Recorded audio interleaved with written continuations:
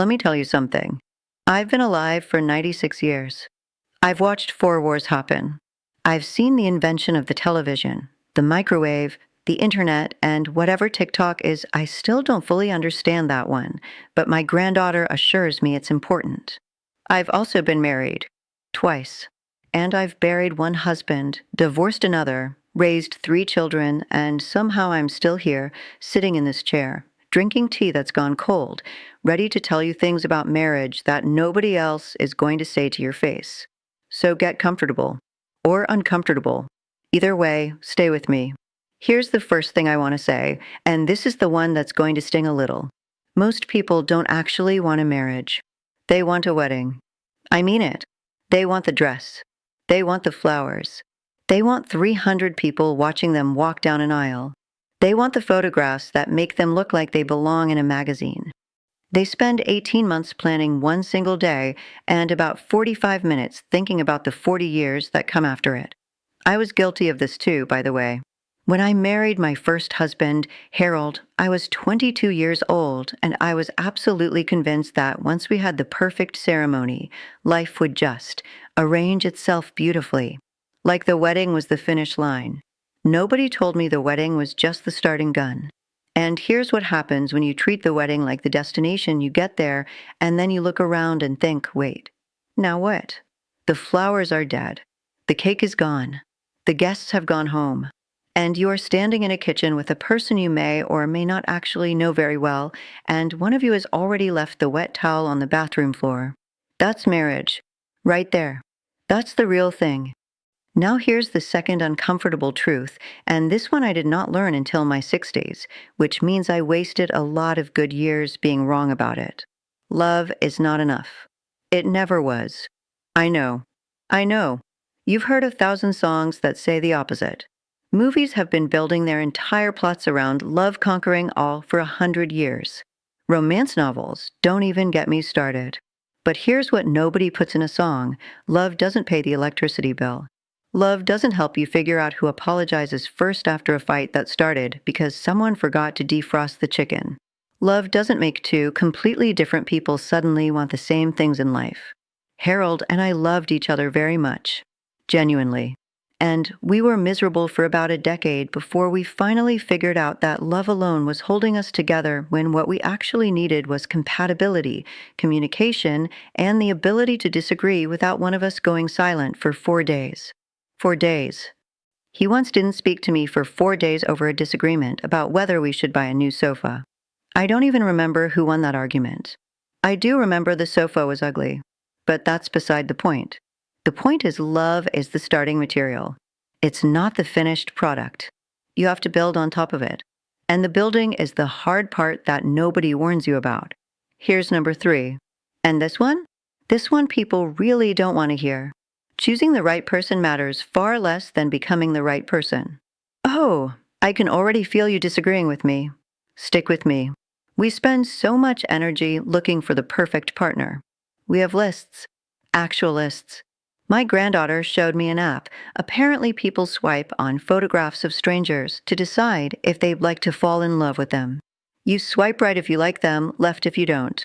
I asked her, what if they have a lovely personality but an unfortunate photograph?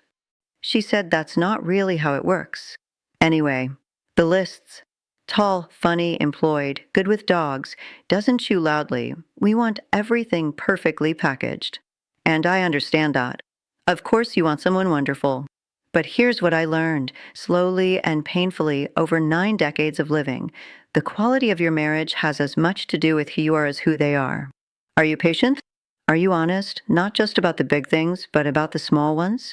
Can you say, I was wrong, without it feeling like you're handing over a vital organ? Can you sit with someone else's bad mood without immediately trying to fix it or match it? I couldn't do most of those things at 22. I was charming and funny and completely emotionally unprepared for the intimacy that marriage requires. I expected Harold to fill in all my gaps.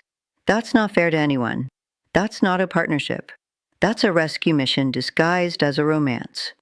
Now let's talk about something that gets even less airtime. The years in the middle are the ones that decide everything. Everyone talks about the honeymoon phase. Everyone talks about the golden years, when you're old and you're holding hands on a park bench and people think you're adorable. Both of those phases get plenty of attention. But nobody talks about year 11, or year 19, or year 26. Those are the years when the excitement has settled down and you're basically running a small organization together. You're managing schedules, children, in-laws, money, health scares, career disappointments, and the ongoing mystery of whose turn it is to take out the rubbish. Those years are quiet. They don't make good movies. But they're the years where a marriage either quietly grows stronger or quietly starts to fall apart, and a lot of the time, neither person notices until something dramatic forces them to pay attention. Harold and I went through a stretch of about 7 years where we were perfectly polite to each other and completely disconnected. We weren't fighting. We weren't unhappy exactly. We were just coexisting. Two people sharing a house, sharing meals, sharing a bed, and somehow sharing almost nothing real. It took a health scare, mine, to shake us both awake. And then we had 15 genuinely wonderful years after that. But I think about those 7 quiet, drifting years and I wonder what we missed. What we could have had if we'd just paid a little more attention while we still had the time. Don't drift. Check in on each other. Not just, how was your day, while you're both looking at your phones. Actually look at the person. Ask them something real. Marriage is not a thing you set up once and leave running. It needs attention. Like a garden. Or a sourdough starter, I'm told, though I've never made one and at my age I don't intend to start. Here's one more. And this might be the most uncomfortable of all. Some marriages should end. And ending one is not always a failure. My second marriage to a man named Robert, whom I married at 53 after Harold passed, ended in divorce. And for a long time I felt ashamed of that. I was raised in a generation where you stayed. No matter what. You stayed, but staying in the wrong situation, for the wrong reasons, out of fear or stubbornness or what the neighbors might think, that is not noble. That is just suffering, dressed up as commitment. Robert and I brought out something quite anxious in each other. We loved each other in our way, but we made each other smaller. And when we finally, gently, acknowledged that we actually ended things with a great deal of kindness. We had coffee together for years afterward. He came to my 70th birthday party. He was a good man, just not the right partner for me. There is no prize for staying in something that is slowly shrinking you.